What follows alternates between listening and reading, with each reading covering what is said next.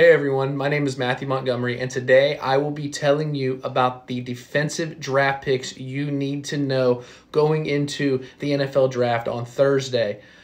There are many offensive players in the draft that everyone knows, the big names, the headliners, who's going to make your team better, but there are defensive stars also that can help you win in fantasy football. There are a variety of players who could make an impact, but I narrowed it down to a list so that way you can keep your eye on guys potentially going in the first round. There are edge rushers, there are defensive interior players, there's some linebackers. What I can promise you is there are a variety of players you need to know. And I am here to familiarize you with defensive fantasy football, rookie edition. Here we go, guys. Draft week is incoming. I'm going to start with Alabama edge rusher Dallas Turner. He came out of high school as a 5-star recruit and was immediately added to the Alabama defensive line. Throughout his career, he played in every single game that Alabama had in his tenure, meaning he was an immediate impact player out of high school on the Alabama Crimson Tide defensive line, an impressive feat on its own. But we get to this time of year with the draft, and we start to look for flaws with players. And I agree that we need to look at the sphere of every potential prospect in this draft. But when it comes to a player like Dallas Turner, all you need to know is this. He is an athletic freak. There are not a lot of people like him that grow on trees.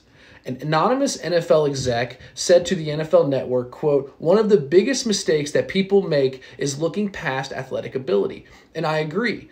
At the end of the day, these are the most athletic people on the planet. And in order to get to the other team's quarterback, you have to have somebody who is athletic and powerful enough to get past opposing offensive line. And I believe that Dallas Turner may be the best in the draft at doing so.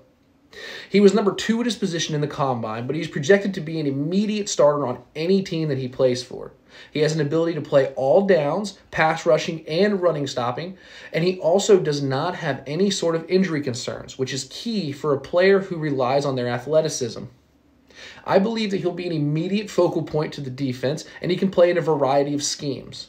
The reality is, if you have the pedigree to be a 5-star prospect, immediately make an impact on the Alabama Crimson Tide defensive line, you will translate to the NFL, and you will be a productive starter immediately. Congratulations to whoever is bold enough to take the first defensive player off the board, Dallas Turner. While I do think that Dallas Turner is the best player to come out of the draft, he is one of 4 potential first-round edge rushers. This class is loaded with elite talent. The next one being Penn State edge rusher Chop Robinson. Chop Robinson is exactly what you would characterize as a boom or bust asset. He has all the skill set and potential to be one of these players that will wreak havoc on any team in the NFL, regardless of offensive line, but he also has the floor of being a potential miss. The only reason that he would be deemed a miss is if he doesn't take to the NFL coaching, and I believe that he's the type of player that will. He has a rare set of skills. He has explosiveness to where he can get around offensive tackles, but he is strong enough to go through them if necessary. Now, his skill set did not translate to a lot of boom games and statistical-filled games, which we love to have in IDP Fantasy Football. But he has a skill set that is not matched by many, and if you pair him up with somebody else on the offensive line or simply give him the coaching necessary to take his game to the next level, he will produce and he will boom. You have to take your chance on Chop Robinson. This is a draft that's going to be loaded with edge rushers. He is likely going to be the 3rd or 4th off of the board, and that's fine. They're all going to be first-rounders, and if you're good enough to be a first-round pick in the NFL based on athleticism alone, imagine what you can do with the coaching.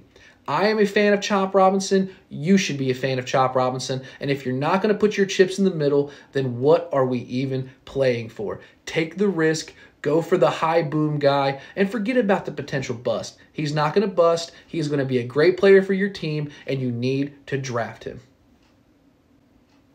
This next player has an opportunity to be one of the best defensive players in the entire draft, but he's not near as sexy as the other 2 when it comes to the boom potential or the athletic grades.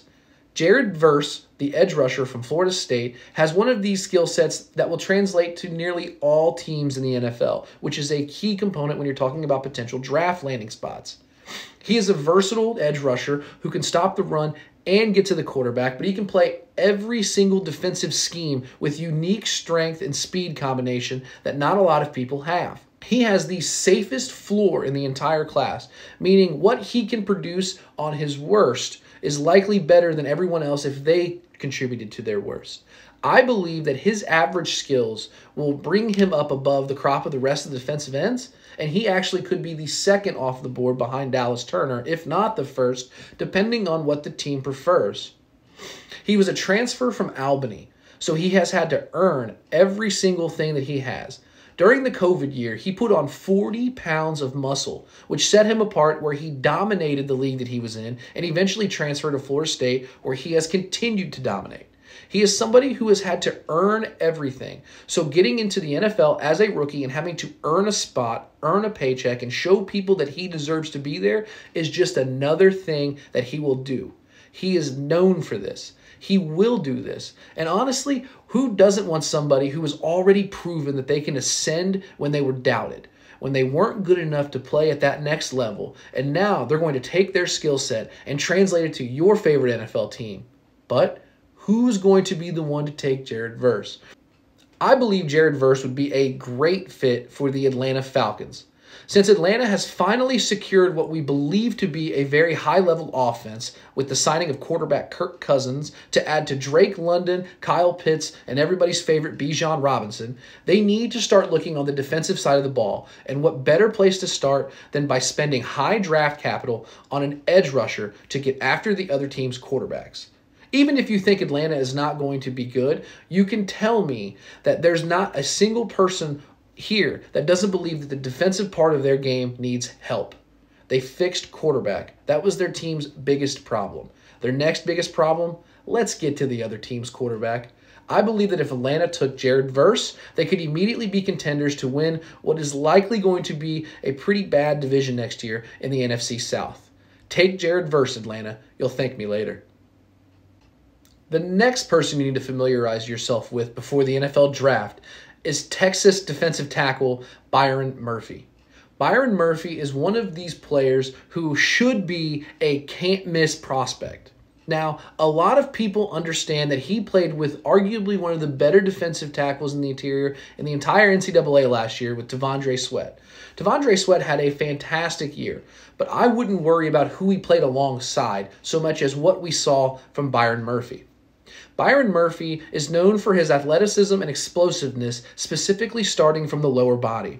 Why this is important is because when you are in the interior defensive line of an NFL team, every single snap of the ball is like a car wreck. You have two beings hitting each other right in the middle. You have to be strong enough to get past that guy, whether it's with speed, whether it's just a straight bull rush right through the guy's face, it doesn't matter. You have to be strong specifically in your lower body, and Byron Murphy is actually known for how strong he is there. Murphy is the #1 interior defensive lineman in this draft, but surprisingly, NFL teams may shy away from him due to his compact frame. What I mean by that is, it's like the argument for quarterbacks having short, tiny hands and how they suddenly can't grip the ball and can't throw the ball after showing us 4 to 5 years of greatness in college. Well, the same can be said about Byron Murphy, except instead of it being hand size, it is the length of his arms. I don't know about you, but I'm not going to base my stats and my feelings on how this guy's hands work and how this guy's arms are long or not long. What I want to see is, was there production on the field, and does he have the opportunity to play at the next level based on draft capital, based on situation, and based on team? And I believe a great team to get him would be the Chicago Bears with their second pick in the top 10. If you start adding defensive players to this already good defense, you have Caleb Williams on the other side manning the offense, this could be a team that should immediately compete.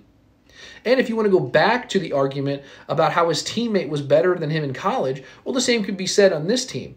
If Montez Sweat is getting all the attention, then he's going to have one-on-one opportunities, just like he did last year in college, and I believe he's going to feast.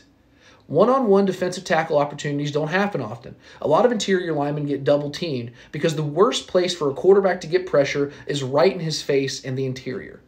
I believe that Byron Murphy will bring the Chicago Bears a great interior pass rusher and an even better run stuffer.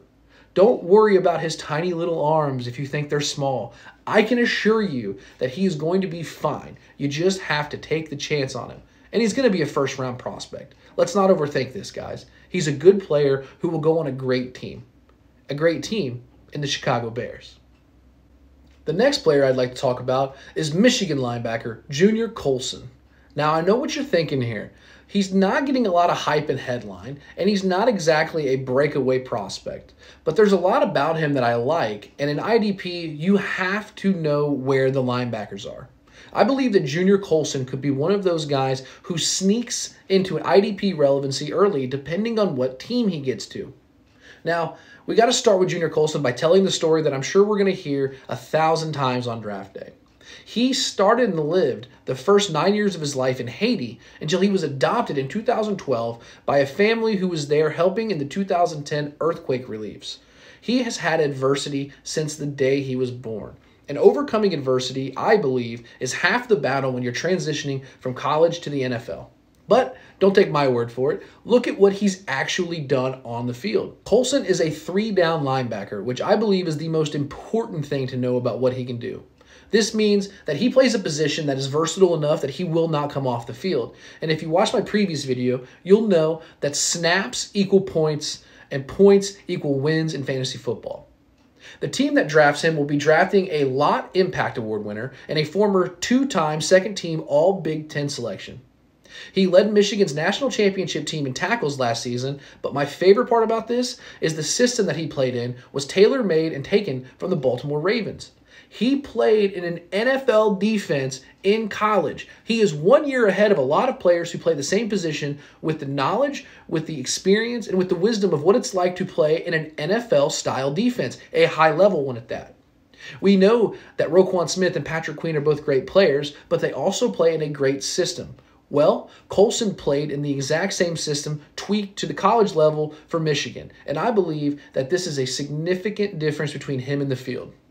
He's not a darling playmaker, okay? There are going to be times where he misses assignments, but don't get caught up on what could be the bad points of his game. Look forward to the opportunity that he may have. He's going to be drafted a little bit later in the draft, which means he's going to be drafted by potentially a better team or a team that will fit his skill set differently. And I believe that what he lacks in athleticism, he picks up for between the ears. I want a smart player at middle linebacker. I want an inside linebacker that sees ball and hits ball. I don't care how fast, strong, significant he is. Can he get the guy on the ball? And we saw at Michigan that Colson can do that at a very high level. To wrap it up, we're going to talk about my favorite player in this draft and somebody who I believe could be one of the higher picks in IDP drafts, which could be Edgerrin Cooper, Texas A&M linebacker. Edgerrin Cooper is the second overall player tested at the Combine for his position and has absolute elite speed. Let's not mention the fact that he was also a consensus All-American, but after his pro day, he scheduled 7 top 30 visits. I believe that that's a significant deal because when you're looking for a middle linebacker, you are looking for a high-level talent and high-level IQ.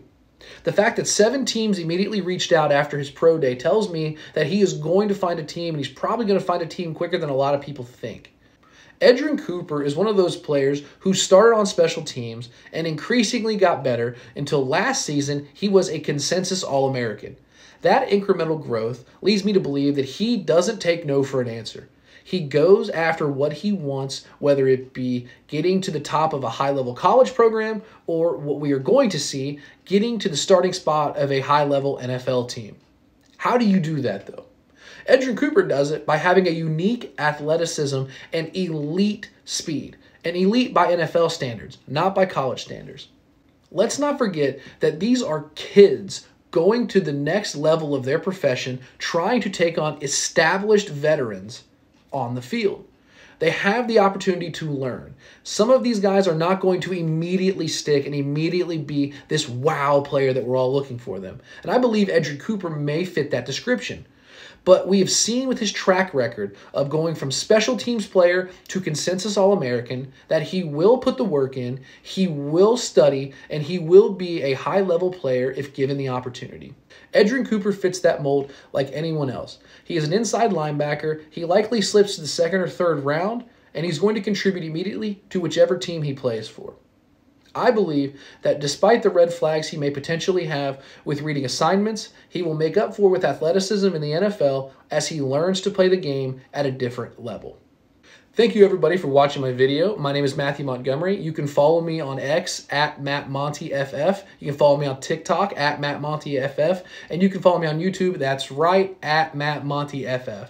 Thank you for all the support. Keep watching the videos. If you're looking for my written content, that's going to start up here in a couple of weeks with football guys. I got the Black Eyed Joe hat on here right now. Please follow. Give us a like, give us a follow, give us a subscribe, all the fancy things everybody hates to see in all their videos, and I hate plugging, but do it. Do it. I promise you, you will enjoy a whole nother level of fantasy football that you didn't realize you were missing out on. Thank you.